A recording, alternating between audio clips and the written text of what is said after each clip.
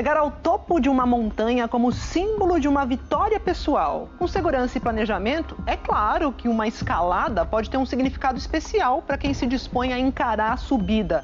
Mas autoridades classificaram como irresponsável a expedição que foi liderada pelo influenciador digital Pablo Marçal.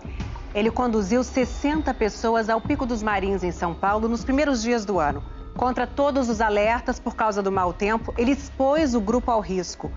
E quando a situação ficou insustentável, os bombeiros foram chamados. O Fantástico refez parte desse percurso para mostrar os perigos. Acha que tá fácil pra mim? Posso falar uma coisa pra vocês? Eu tô morrendo. Nós queremos escalar essa montanha agora e queremos pedir o seu favor agora. Tem 3 caminhos a percorrer. Retroceder, ficar parado até melhorar a situação ou continuar avançando. Vocês sabem qual batalhão? Avançando! Foi no dia 4 de janeiro, com o sol nascendo, que esse grupo subiu o Pico dos Marins, na Serra da Mantiqueira, o terceiro ponto mais alto do estado de São Paulo.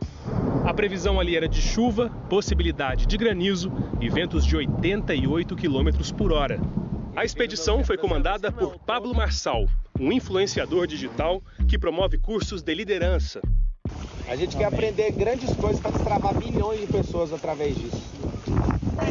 A cada hora, a situação ficava mais tensa. Essas botinas de vocês estão tudo erradas, por isso tá molhada. E muitos participantes ficaram pelo caminho. Qual que é o problema? Pablo, eu penso assim, se acontecer alguma coisa comigo e meus meninos. Tudo registrado nas redes sociais do Pablo. A barraca encharcou, fiquei até 1 da manhã. Com a água de 1 palmo dentro da barraca, eu nunca tinha visto isso. Fiquei louco, molhou tudo, meu. À noite, a coisa apertou. E depois de mais de 20 horas enfrentando vento e chuva, os bombeiros foram chamados para o resgate. Tudo fechado, você não enxerga nada. Chegar à base do Pico dos Marins nessa época do ano não é simples. A gente está saindo agora da base do Pico dos Marins, começando a trilha, na companhia do Corpo de Bombeiros, também de guias. A gente vai parar no meio do caminho, não vamos fazer o caminho todo.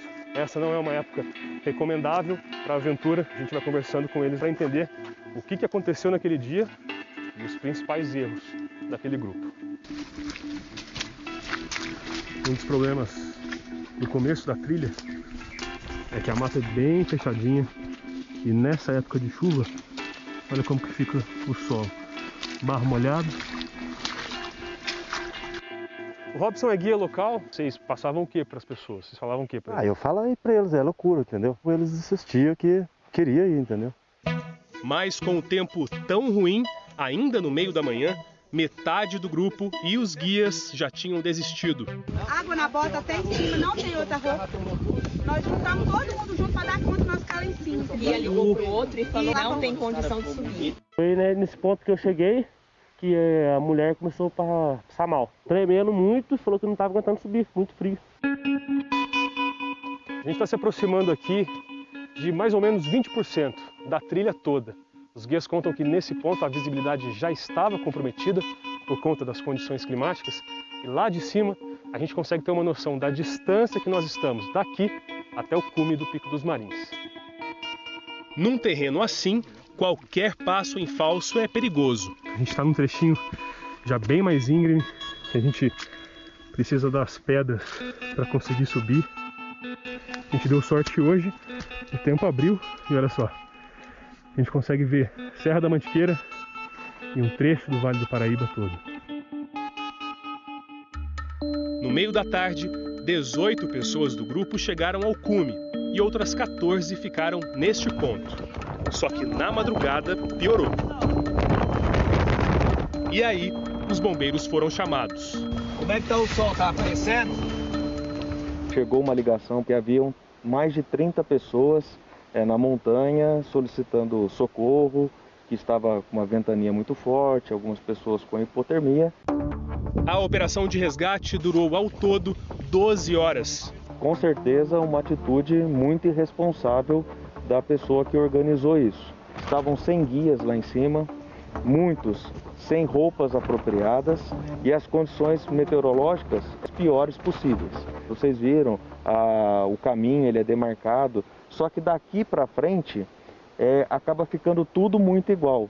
Então, quando a gente perde a visibilidade por conta de neblina, a possibilidade de erro no caminho, ela é muito grande. Nossa equipe presenciou isso. Em minutos, a visibilidade, que era ótima, ficou assim. Com a chegada rápida dessa nuvem, nós perdemos a vista que tínhamos do Vale do Paraíba, do topo das montanhas, e insistir na trilha desse jeito é abrir mão de qualquer segurança. Nos últimos 4 anos, os bombeiros atenderam 39 emergências no Pico dos Marins. Na expedição de 4 de janeiro, todos foram resgatados sem ferimentos. Esse episódio pode servir para a gente, para mostrar para as pessoas que fazer montanhismo exige muita responsabilidade. Desde você escolher a época certa, apesar de ser mais frio no inverno, é a época que você tem mais segurança. Outra questão muito importante é que no topo das montanhas é o local mais suscetível para você ter descargas elétricas. No verão, não é a época para a gente estar frequentando montanhas altas. Sei no meu coração que dá pra... Mas quem é Pablo Marçal, que liderou o grupo?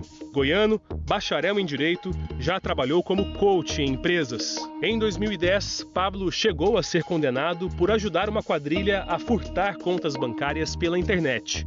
Segundo a polícia, ele era responsável por fornecer uma lista com CPFs de possíveis vítimas. O esquema foi investigado pela Polícia Federal, mas o caso demorou tanto na justiça que o crime prescreveu e a sentença foi anulada.